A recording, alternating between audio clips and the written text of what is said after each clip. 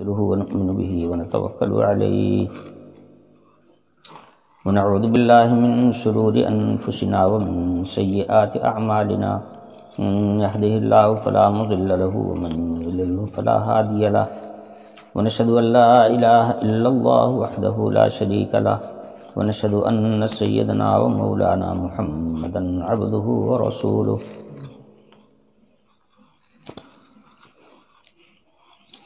أما بعد فأعوذ بالله من الشيطان الرجيم بسم الله الرحمن الرحيم ولقد علمنا المستقدمين منكم ولقد علمنا المستأخرين وإن ربك هو يحشرهم إنه حكيم عليم ولقد خلقنا الإنسان من صلصال من حمإ مسنون والجان خلقناه من قبل من نار السموم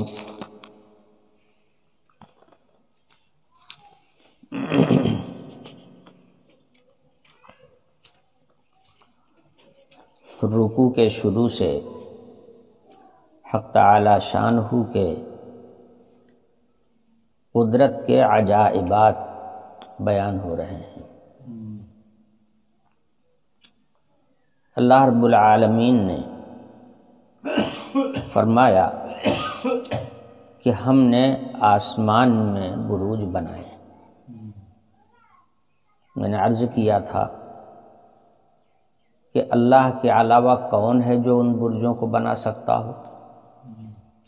جہاں تک کسی کی رسائی نہیں ہے وہ اس کے اوپر عمل دخل کیا کرے گا؟ کھلی ہوئی دلیل ہے اللہ تعالیٰ کے موجود ہونے کی اور ان کی قدرت کاملہ کی۔ پھر فرمایا آسمان پر شیطان کو جانے سے روک لگا دیا، ہم نے آسمان کو شیاطین کی پہنچ سے محفوظ کر دیا۔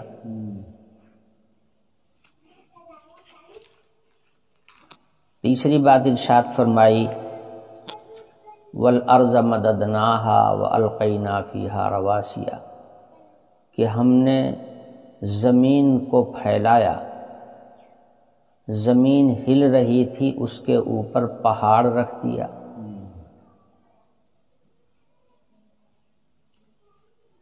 یہ وہ امور ہیں کہ جن کو اللہ پاک کے علاوہ کون انجام دے سکتا ہے۔ وَأَنبَتْنَا فِيهَا مِن كُلِّ شَيْءٍ مَوْزُونٍ، اور زمین کے اوپر بھی ہم نے تمہاری ضروریات کا سامان رکھ دیا، بنا دیا، اور زمین کے اندر بھی، پہاڑوں کے اندر بھی تمہاری ضرورت کا سامان رکھ دیا، جن کو کھود کھود کر کے تم نکال رہے ہو اور اس سے فائدہ اٹھا رہے ہو۔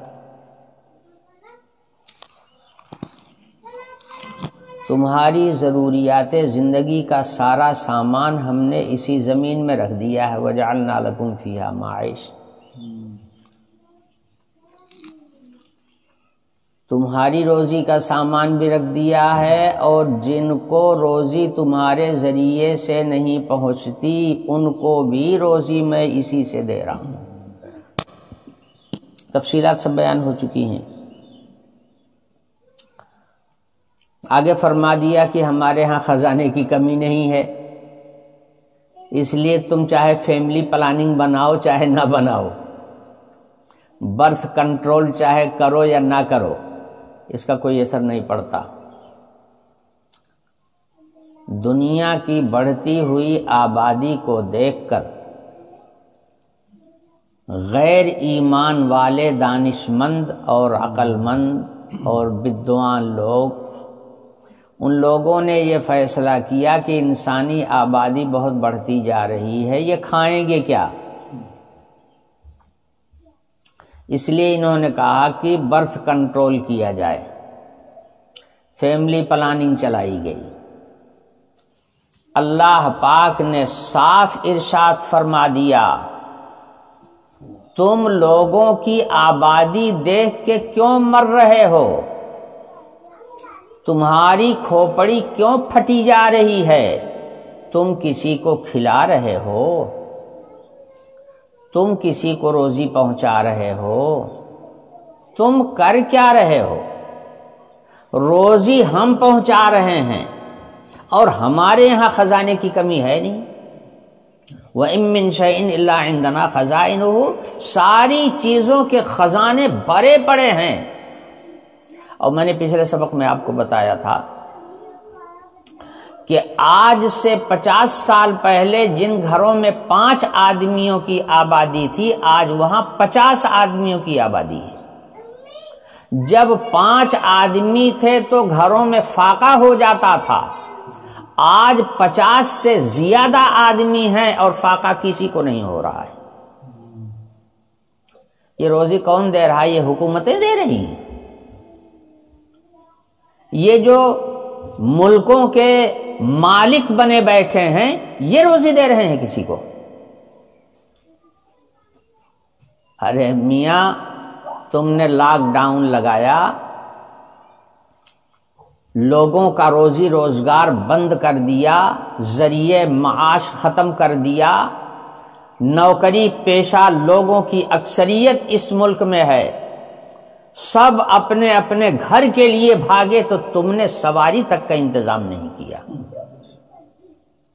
تم نے ان کے لیے ایک گھونٹ پانی کا انتظام نہیں کیا، تم نے ان کے لیے ایک وقت کھانے کا انتظام نہیں کیا۔ وہ جو کیا تھا تو پبلک نے کیا تھا، ان حکومتوں نے کچھ بھی نہیں کیا، ایک ذرے کی کوئی سہولت ان کے لیے پیدا نہیں کی، اور لاکھوں آدمی اپنے گھر کے سفر میں رستے میں مر گئے، ان کا تم نے نام تک نہیں لیا۔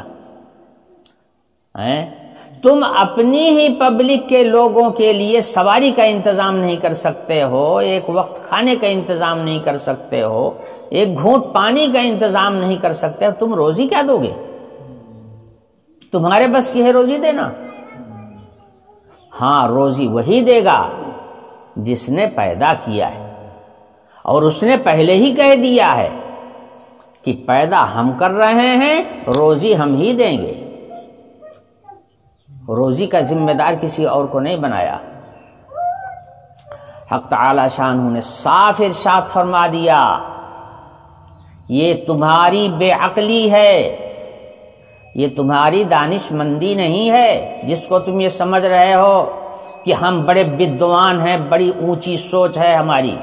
حق تعالی شانہ نے ارشاد فرما دیا کہ خزانوں کی ہمارے پاس کمی نہیں ہے، ابھی اس کا 1000 گنا زیادہ انسان پیدا کروں گا تو بھی میں روزی دے دوں گا، 1,00,000 گنا زیادہ تعداد کر دوں گا تو بھی روزی دوں گا، جتنا پیدا کروں گا اتنوں کو روزی پہنچاؤں گا۔ اور پوری تفصیل میں پچھلے سبق میں بیان کر چکا ہوں کہ اللہ کی مخلوق میں ایسی ایسی مخلوق ہے کہ جو گھاس دانہ نہیں کھاتی، بعض مخلوق صرف خون پیتی ہے، اس کو بھی روزی ملتی ہے، بعض مخلوق وہ ہیں جو صرف گوشت خور ہیں، گوشت اگر نہیں ملے گا تو وہ کھانا نہیں کھائیں گے، صرف گوشت ان کی غذا ہے، اللہ ان کو گوشت کھلا رہا ہے۔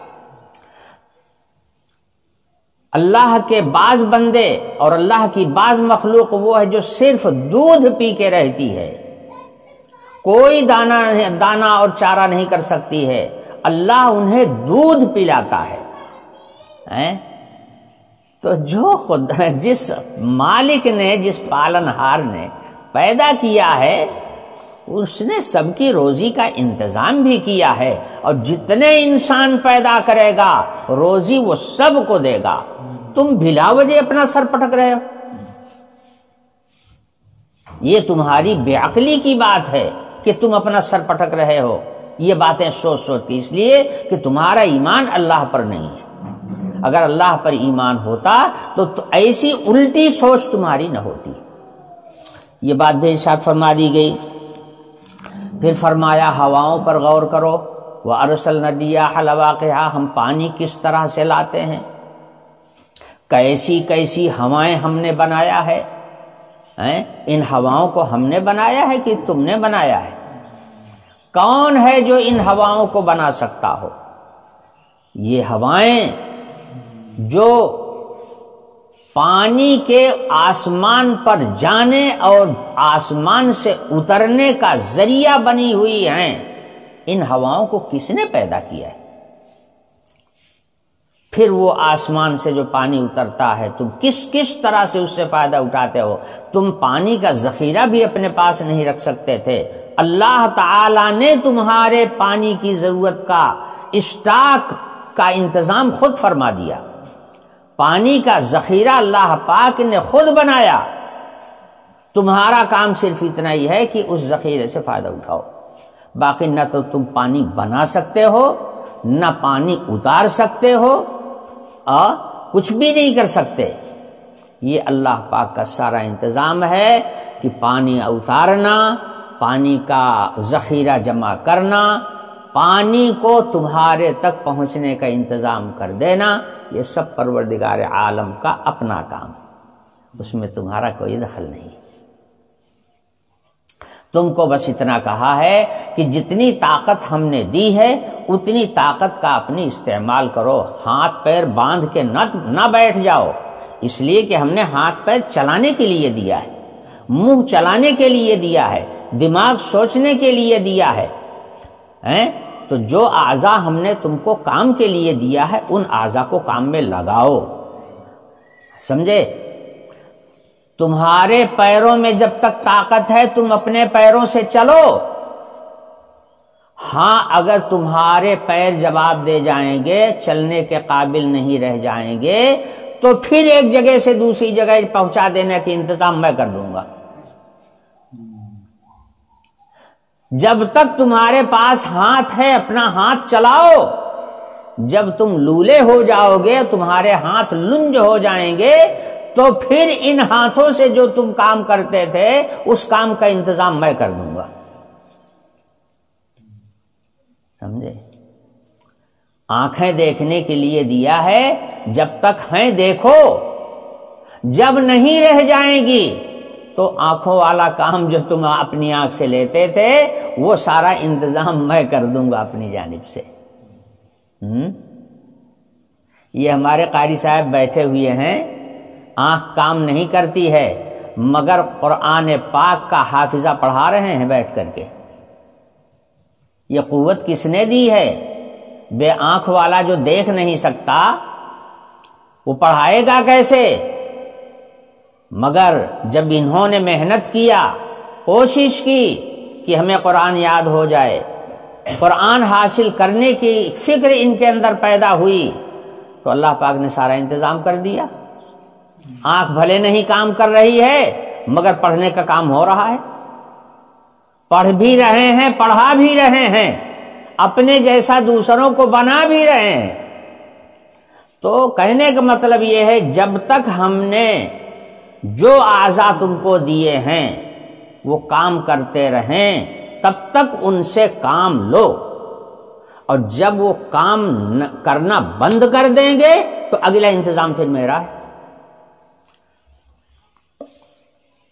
کتنے لوگ ہیں جو اپنے ہاتھ سے کھانا نہیں کھا سکتے، اپنے پیر سے چل نہیں سکتے، مگر ان کا بھی کوئی کام بند نہیں ہے۔ اللہ نے دوسرے لوگوں کو مقرر کر دیا کہ تم ان کو کھانا ان کے منہ تک پہنچاؤ، ان کے منہ تک ان کا کھانا پہنچایا جا رہا ہے۔ کیسا حیرت ناک اصول ہے، اور کیسے کیسے باریک باریک طریقے ہیں اللہ تعالی کے روزی پہنچانے کے۔ بچہ جب پیدا ہوتا ہے تو اس کو اس کا شعور نہیں ہوتا ہے کہ وہ دودھ تلاش کر لے، اللہ یہ فکر اس کی ماں کے دل میں پیدا کرتا ہے کہ بچہ بھوکا ہے، تو ماں اپنے بچے کو پکڑ کر کے اپنی چھاتی سے لگا لیتی ہے اور بچے کو دودھ مل جاتا ہے۔ وہ بچہ تو کہہ بھی نہیں سکتا کہ مجھے بھوک لگی ہے، وہ بچہ تلاش بھی نہیں کر سکتا ہے اپنی ماں کی چھاتی کو. ماں کے دل میں اللہ پیدا کرتا ہے کہ بچہ بھوکا ہے، اس کو اپنی چھاتی سے لگاؤ. کتنا کیسا اللہ تعالی نے ضابطہ بنایا ہے، اور ہر ایک کو روزی پہنچانے کا کتنا باریک باریک ذریعہ پیدا کیا ہے. کیا یہ اللہ تعالی کے ہونے کی، اللہ تعالی کے غالب القدرت ہونے کی، اوصاف کمالیہ کے مالک ہونے کی کیا کھلی ہوئی دلیل نہیں ہے؟ اگر اب بھی کوئی خدا کو نہ سمجھے تو پھر اس کو خدا سمجھے. سمجھے؟ آدمی، اب بات یاد آتی ہے، ہمارے حنیف بھائی درس میں ہمیشہ آتے تھے، تو کبھی کبھی کچھ دیر ہو جائے تو کہاں کیا بتاؤں، جھنجھٹ اتنا ہے، اتنا کام ہے ہمارے سامنے، اتنا کام ہے کہ اس کی وجہ سے کبھی دیر ہو جاتی ہے آنے میں. میں نے کہا کہ بھائی صاحب اب آپ کھیتی باڑی والی ذمہ داری چھوڑ دیجئے، آپ کے لڑکے بڑے ہو گئے ہیں، ان کو سونپ دیجئے. ارے کہنے لگے سب برباد کر ڈالیں گے، سب برباد کر ڈالیں گے، کچھ نہیں کر پائیں گے، کسی کام کے نہیں ہیں. اب دیکھ لیجئے بیٹھ گئے، یہ کو کام رکا ہوا ہے؟ کوئی کام رکا ہوا ہے؟ جتنا وہ کر رہے تھے اس سے زیادہ اچھے پیمانے پر ہو رہا ہے. اور اب تو وہ اس قابل بھی نہیں ہے کہ اپنے کھیت تک جا سکیں اور اپنی نظر سے کھیت کو دیکھ سکیں، مگر روزی ان کو اسی چارپائی پہ مل رہی ہے. روزی چارپائی پہ مل رہی ہے، جو روزی ان کی محنت سے نہ ملتی رہی ہوگی، بغیر محنت کے اب مل رہی ہے. جو نعمتیں انہوں نے اپنے ہاتھ سے نہ کھایا ہوگا کما کر کے، وہ نعمتیں آج ان کے منہ کے سامنے رکھی ہوئی ہے. یہ اللہ کا انتظام ہے. ایمان ہونا چاہیے، ایمان ہوگا اللہ کی قدرت کو پہچانو گے. ایمان نہیں ہوتا ہے جس کے اندر، وہ سمجھتا ہے کہ جو میں کروں گا وہی ہوگا، اور جو میں نہیں کر پاؤں گا کہ وہ رہ جائے گا. اور جس کا ایمان اللہ پر ہے وہ دیکھتا ہے اپنی کھلی آنکھوں سے کہ اللہ تعالیٰ کی قدرت کیسی. نہ کوئی بھوکا مرے گا، نہ کوئی بیکار رہ جائے گا، نکما رہ جائے گا. سب کی ضرورت اللہ تعالیٰ پوری فرماتے ہیں، اور اس کا منظم سسٹم بنا دیا ہے اللہ پاک نے. سمجھنے کی ضرورت ہے اور ایمان کی ضرورت ہے. تو بہرحال میں عرض کیا وَأَرْسَلْنَا الرِّيَاحَ لَوَاقِحَ، آسمان سے پانی اتارنا، تمہارے لیے اس کو اشتاق کر دینا، تمہارے تک پہنچا دینا، یہ سب ہمارا کام. اور آگے دیکھو اِنَّا لَنَحْنُ نُحْيِي وَنُمِيتُ، ہم ہی پیدا کرتے ہیں، ہم ہی زندگی عطا کرتے ہیں، اور ہم ہی موت بھی دیتے ہیں. لاکھ بچاؤ کہ موت نہ آوے، مگر بچ کے نکل نہیں سکتے. اور جس کو بھیجنے کا ہم فیصلہ کر لیں گے کہ دنیا میں آئے گا، اس کو کوئی روک نہیں پائے گا. نہ تو زندگی تمہارے ہاتھ میں ہے اور نہ موت تمہارے ہاتھ میں. زندگی بھی میرے ہاتھ میں ہے، موت بھی میرے ہاتھ میں ہے، اور اس کے اوپر تمہارا کوئی کنٹرول نہیں ہے. تو کیا اب بھی سمجھ میں نہیں آیا کہ ہے کوئی ایسی طاقت جو سب سے اوپر ہے، جو سب سے بڑی ہے؟ اب بھی سمجھ میں نہیں آیا.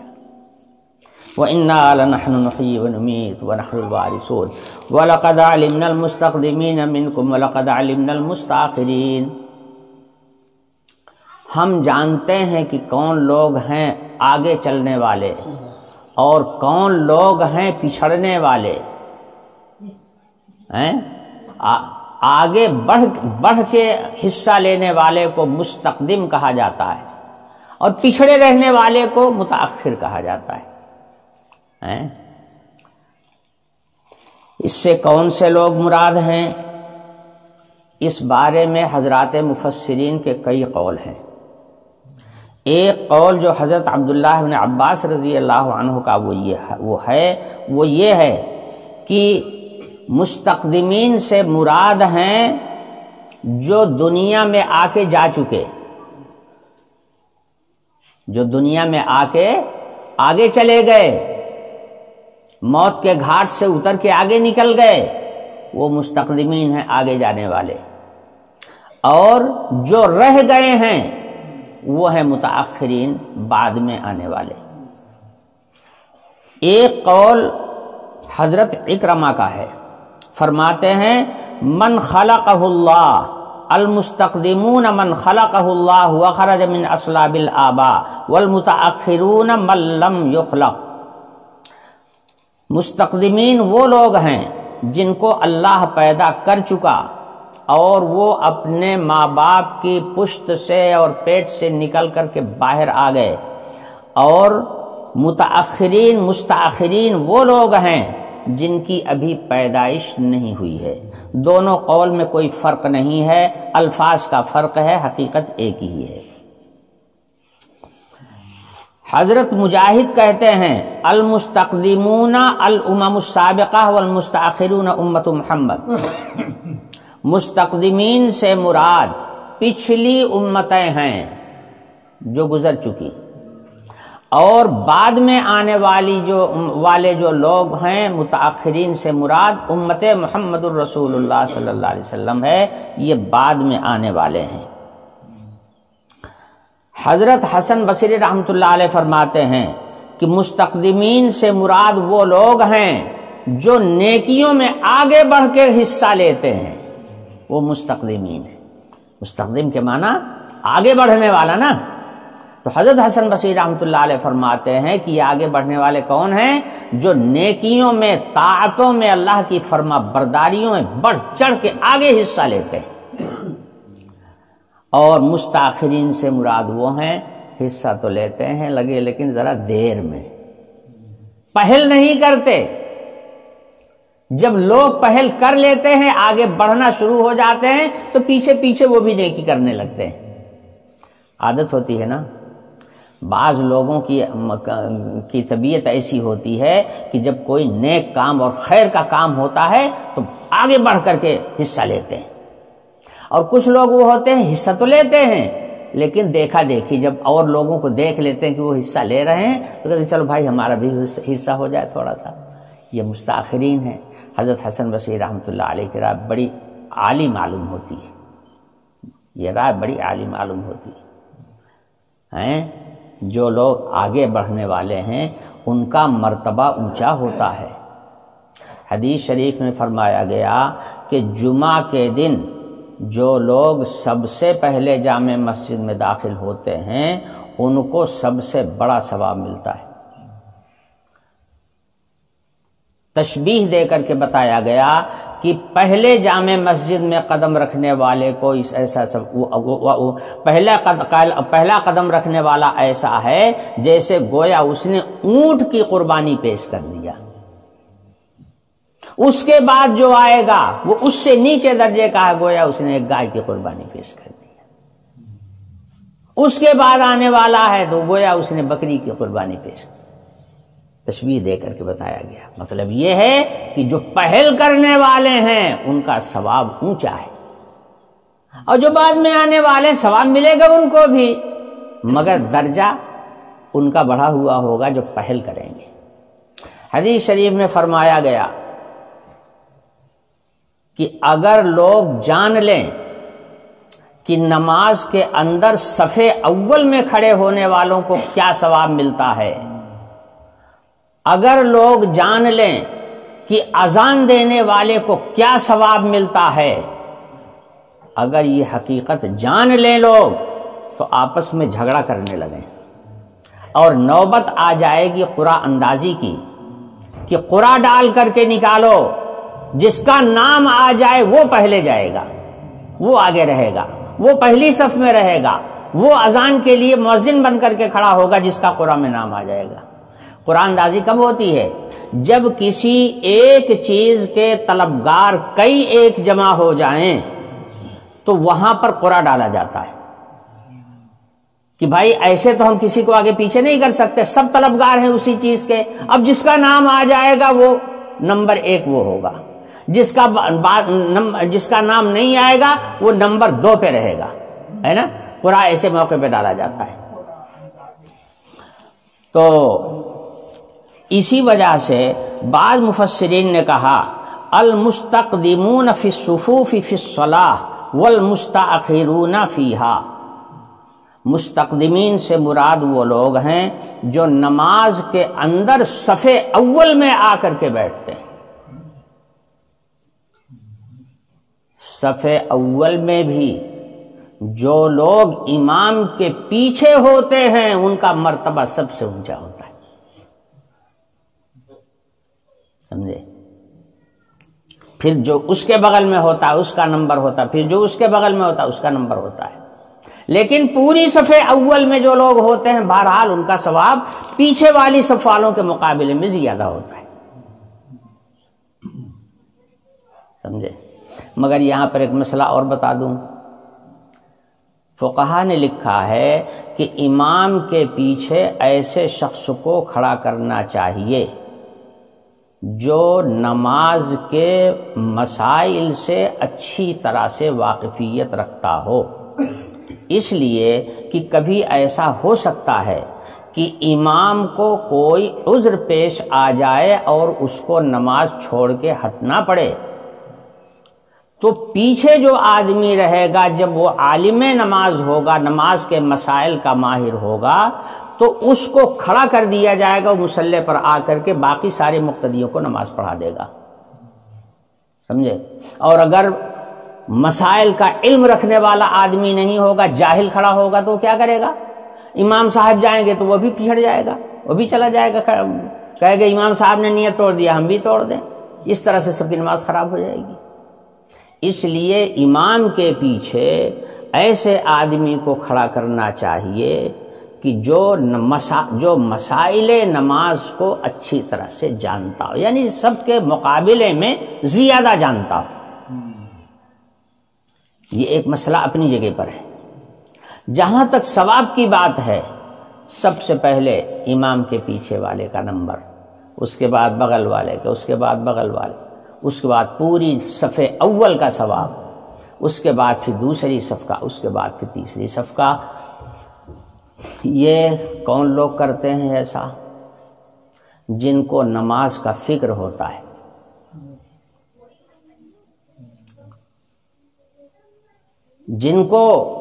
جن کا دل لگا رہتا ہے نماز کے اندر کہ ہمیں اول وقت میں نماز پڑھنا ہے، ہمیں امام کے پیچھے کھڑا ہونا ہے، تو سب سے پہلے تیار ہو کر کے وہ مسجد میں جاتے ہیں۔ حضور اکرم صلی اللہ علیہ وسلم نے ارشاد فرمایا کہ پچھلی امتیں تو رہبانیت اختیار کرتی تھی، رہبانیت عبادت تھی۔ رہبانیت کا مطلب یہ ہوتا ہے گھر بار دھن دولت ضروریات سب چھوڑ چھاڑ کر کے سنیاس لے لیتے تھے، اس کو کہتے تھے رہبانیت۔ حضور اکرم صلی اللہ علیہ وسلم نے ارشاد فرمایا کہ میری امت میں رہبانیت کوئی عبادت نہیں ہے۔ حضور نے رہبانیت کو ختم کیا۔ دنیا کو چھوڑ کر اگر تم نے عبادت کیا اور ساری دنیا سے الگ ہو کر تم نے اللہ کو یاد کیا تو کیا کیا؟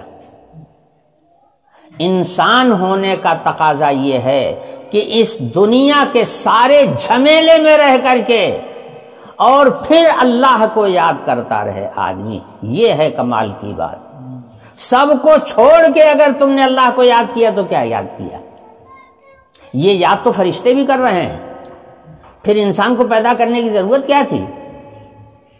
انسان کا کمال یہ ہے کہ دنیا کے سارے جھمیلے لگے ہوئے ہیں، ان سارے جھمیلوں میں رہ کر کے پھر وقت نکال کر کے اللہ کی یاد میں لگتا ہے، قرآن کو یاد کرتا ہے، اللہ کے دین کو سیکھتا ہے اور قرب الہی حاصل کرنے کی کوشش کرتا ہے، اور جھمیلے ساتھ میں لگے رہتے ہیں۔ ان جھمیلوں سے بھی نبرد آزما ہوتا ہے اور اپنا وقت اس میں سے بچا کر کے اللہ کے لیے الگ کرتا ہے۔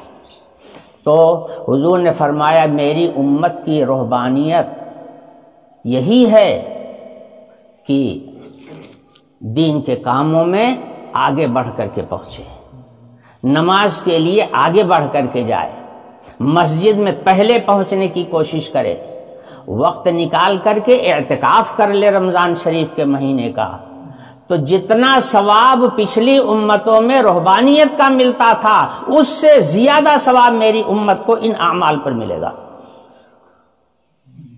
سمجھے؟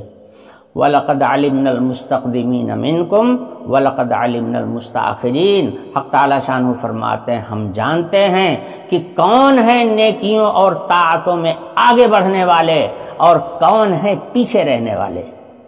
تو جو آگے رہنے والے ہیں چونکہ میں جانتا ہوں اس لیے اسی کے مطابق ان کو اجر بھی دوں گا، اور جو پچھڑنے والے ہیں، دھیرے دھیرے چلنے والے ہیں اور دوسرے کاموں میں الجھے ہوئے ہیں اور تھوڑا سا وقت نکال کر کے بھاگ کر کے پہنچ جاتے ہیں، ثواب ان کو بھی ملے گا مگر اس درجے کا نہیں ملے گا جتنا آگے بڑھنے والوں کو ملتا ہے. سمجھے؟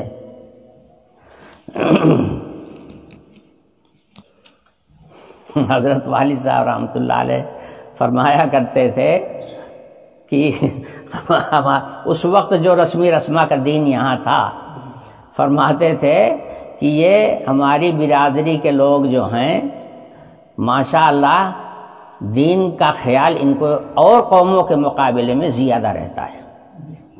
فرما رہے تھے چاہے ایک کو نماز نہ پڑھتے ہوں لیکن اگر یہ دعوت میں چلے گئے، نیوتا میں چلے گئے اور وہاں نماز ہونے لگی تو کچھنی کھول کے یہ بھی کھڑے ہو جاتے ہیں.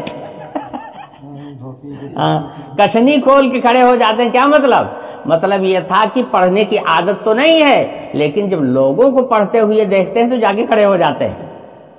یہی ہے پیچھے رہنے والا. سمجھے؟ تو آگے بڑھنے والے تو وہ ہیں جن کو خود سے فکر ہے، ہم کو پہنچنا ہے، ہم کو اذان دینا ہے، ہم کو چٹائیاں سیدھی کرنا ہے، ہم کو نمازیوں کے لیے انتظام کرنا ہے، مسجد میں جھاڑو لگانا ہے. ہمارے مشائخ میں ایک شیخ گزرے ہیں، شیخ عبدالحق رضاولوی رحمۃ اللہ علیہ. تقریباً 35 سال انہوں نے دلی میں رہ کر کے جامع مسجد میں سب سے پہلے پہنچ کر کے نمازیں ادا کی ہیں. ان کا معمول یہ تھا کہ سب سے پہلے وہ جامع مسجد میں آتے تھے اور آنے کے بعد جھاڑو لگاتے تھے تاکہ بعد میں آنے والے جو لوگ ہیں ان کو تکلیف نہ ہو، آسانی کے ساتھ صفوں میں کھڑے ہو کر نماز پڑھیں. اپنے ہاتھ سے جھاڑو لگاتے تھے. اور اتنے بڑے شیخ تھے کہ انہی کے زمانے سے حق کہنے کا دستور جاری ہوا ہے. چونکہ ان کی زبان سے یہی ہر وقت نکلتا رہتا تھا، حق. سمجھے؟ تو ان کے جو مریدین تھے ان کے اندر بھی حق کہنا تھا. کبھی آپ نے دیکھا ہوگا بعض لوگ جب سلام پھیرتے ہیں تو سلام پھیرنے کے بعد میں بڑے زور سے کہتے ہیں حق لا الہ الا اللہ محمد رسول. یہ سلسلہ اسی وقت سے چلا تھا. یہ کوئی شرعی مسئلہ نہیں ہے مگر حضرت کی عادت تھی حق کہنے کی. بتانا یہ چاہتا ہوں 35 سال جامع مسجد کے اندر سب سے پہلے پہنچ کر کے اپنے ہاتھ سے جھاڑو لگاتے تھے. بزرگی نام صرف اسی کا نہیں ہے کہ چاروں طرف سے لوگ حضرت کریں، اسی کا نام نہیں ہے. بزرگی نام ہے عمل کا. جو عمل میں آگے ہوگا وہ بزرگ ہوگا. محض حضرت کہنے سے کوئی بزرگ نہیں ہوتا، وہ بناوٹی بزرگ ہوگا. اتنے بڑے ولی اللہ تھے. 35 سال جس آدمی نے سب سے پہلے جا کے مسجد میں قدم رکھا ہو، یہ معمولی مجاہدہ ہے، معمولی بات ہے. تو یہ کہہ رہا تھا کہ آگے بڑھنے والے کچھ لوگ ہوتے ہیں نیکیوں میں پہل کرنے کی عادت ہوتی ہے، اور کچھ لوگ وہ ہوتے ہیں کہ جو لوگوں کو جب دیکھتے ہیں کرتے ہوئے تو خود بھی جا کر کے کھڑے ہو جاتے ہیں، چلو ہم بھی شامل ہو جائیں۔ تو پہل کرنے والے مستقدمین ہیں، اور بعد میں پیچھے آنے والے جو ہیں وہ متاخرین ہیں، مستاخرین۔ اللہ تعالیٰ فرماتے ہیں ہم دونوں کو جانتے ہیں، جو جس درجے کا ہے اسی درجے کا اس کو اجر و ثواب بھی ملے گا۔ وَلَقَدْ عَلِمْنَا الْمُسْتَقْدِمِينَ مِنْكُمْ وَلَقَدْ عَلِمْنَا الْمُسْتَأْخِرِينَ وَإِنَّ رَبَّكَ هُوَ يَحْشُرُهُمْ إِنَّهُ حَكِيمٌ عَلِيمٌ۔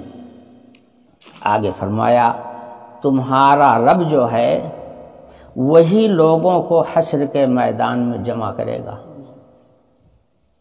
انہ حکیم علیم، وہ بڑی حکمت والا ہے۔ جب سے انسانی آبادی زمین پر آباد ہوئی اس وقت سے لے کر قیامت کی آخری تاریخ تک جتنے انسان پیدا ہوئے ہیں اس سرزمین کے اوپر، اللہ پاک ان سب کو سامنے لائے گا۔ تو یہ کام کیا معمولی درجے کا ہوگا؟ کیا یہ کام کوئی معمولی درجے کا ہوگا؟ یہ بڑا عظیم کام ہوگا۔ یہ کام بھی اللہ تعالیٰ ہی کر سکیں گے، اللہ کے علاوہ کسی کے اندر یہ پاور نہیں ہے کہ اس کام کو کر سکے۔ نہیں ہو کوئی پاور والا پاور دکھا دے۔ اب تک جتنے مردے جا چکے ہیں دنیا سے ان کو ذرا جلا کر کے زندہ کر کے دکھا دے، ہے کسی کے اندر پاور؟ کسی کے اندر اس کا پاور نہیں۔ یہ پاور حق تعالی شانہ کے پاس ہے، اس لیے فرمایا ان ربک ھو یحشرہم، وہ رب تعالی جو ہیں وہی ہیں ایسے کہ ان سارے مردوں کو دوبارہ زندہ کر کے لا کر کے میدان محشر میں کھڑا کر دیں گے۔